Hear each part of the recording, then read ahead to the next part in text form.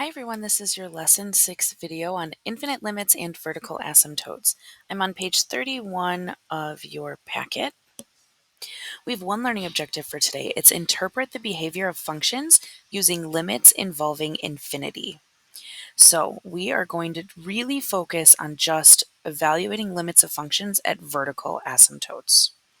I want to take a look at this first example here. We've got the limit as x approaches 4 from the right of this rational function here. So we've learned already that the first thing we should always try, right, is direct substitution.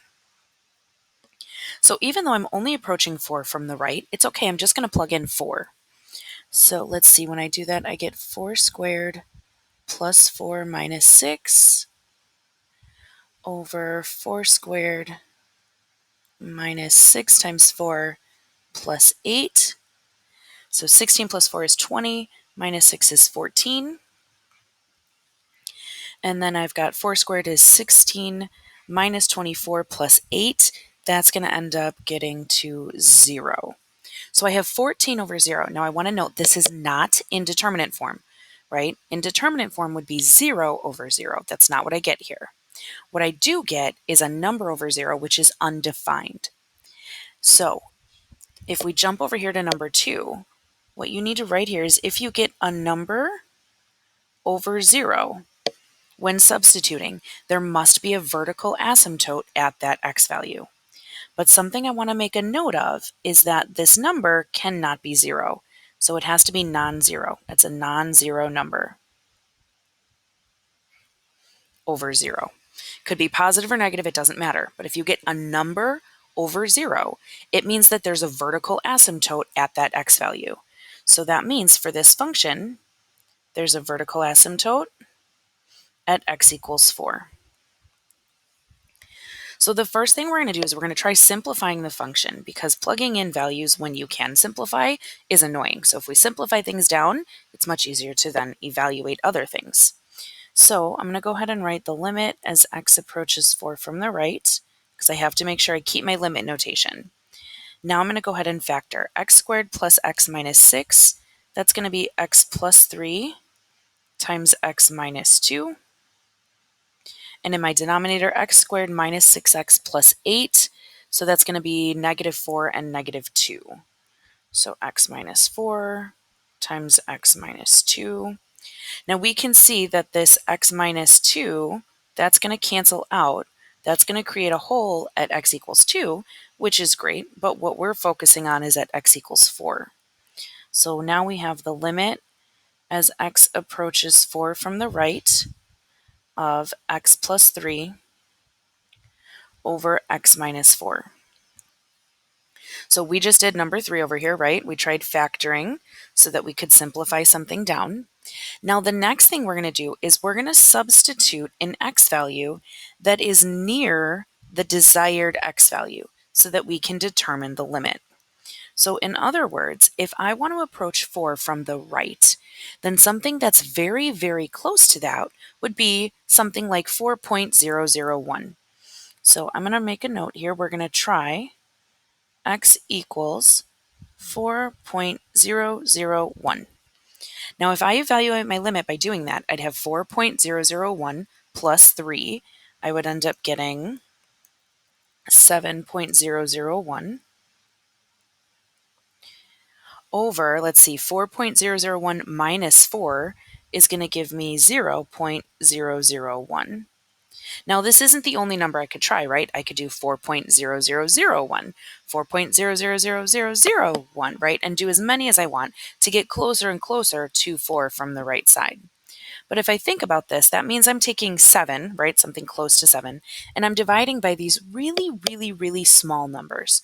Well, when that happens, this is actually going to equal positive infinity then. This value is going to approach, I should say, not equal, but it's going to approach positive infinity. So that's actually the note we're going to make over here. I know we're kind of jumping back and forth between the two sides, but the note that you need to know here is that when you divide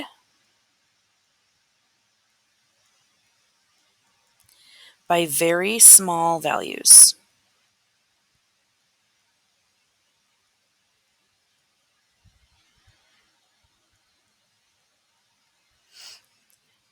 your answer, or in this case, your limit,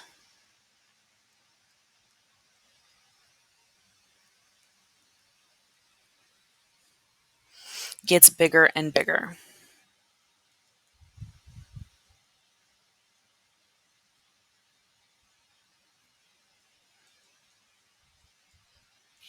So when you have a number over a very small, let's say positive number,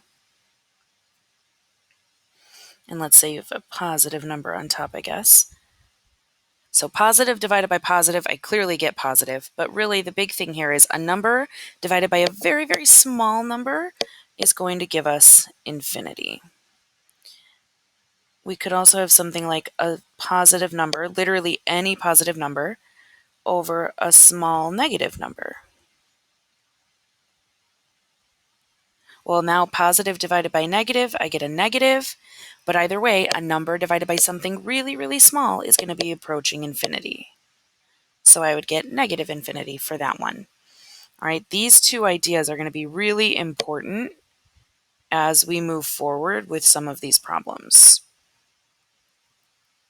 And obviously, the number on top does not have to be positive; it could be negative. So you'll just need to pay attention, to the signs of the numbers that you have. All right, let's try another one then. You'll notice this is the same function, but now we're approaching 4 from the left. So I'm going to go ahead and just kind of skip some of the other steps that we already did. And we're going to do limit as x approaches 4 from the left. We're going to jump right to that factored form. So it's x plus 3 over x minus 4. Well, now if I'm approaching 4 from the left, I need to try something that's to the left of that. So I'm going to try x equals 3.999. So when I do that, I get 6.999 over negative 0.001. Well, now I've got a number over a small negative number. That means my limit is going to approach negative infinity this time.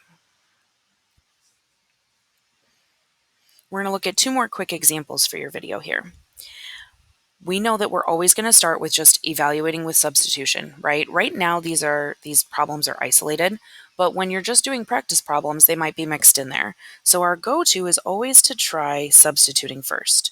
So we'd have 3 over negative 2 plus 2 to the 4th, which is going to give us 3 over 0. We know then this means there's a vertical asymptote at x equals negative 2 for this function. Now in this case, there's nothing to factor and cancel. So that's okay, we're just going to skip that step. But the next thing we're going to do then is try substituting a value that's very close to negative 2 from the left-hand side. So let's see, let's try x equals negative 2.001. So if I substitute that in, I have 3 over negative 2.001 plus 2 is going to be negative 0.001 raised to the 4th power. Now, it doesn't really matter what that is. Negative 0.001 raised to the 4th is going to be a very small positive number. So if I have 3 divided by a very, very small positive number, that's going to end up approaching positive infinity. That means the limit as x approaches negative 2 from the left of this function is positive infinity. We can always go to Desmos or go to our graphing calculators and graph this function to make sure that we are accurate on this. So remember, that's always an option for you. All right, question number 2. Let's go ahead and see here. We're going to plug in a negative 2, so negative 2 plus 1 over negative 2 squared plus 3 times negative 2 plus 2.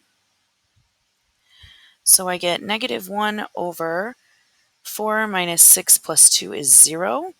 This tells me that there's a vertical asymptote at x equals negative 2 on this function as well. So I'm going to go ahead and try to factor because I can see there's a polynomial on the bottom there in the denominator. So let's see, my numerator is x plus 1. The denominator is going to be x plus 1 times x plus 2. X plus 1 is going to end up canceling out, so we get the limit as x approaches negative 2 from the left of 1 over x plus 2. Now again, if we plug negative 2 in there, we're going to get 1 over 0. That's still not going to help us out, right? It still just tells us there's this vertical asymptote there. So we're going to need to plug in something that's very close to negative 2 from the left. So we're going to try the same number we just tried in question number 1. And we're going to do negative 2.001 because that's very close to negative 2 from the left-hand side. I'm going to get 1 over negative 0.001.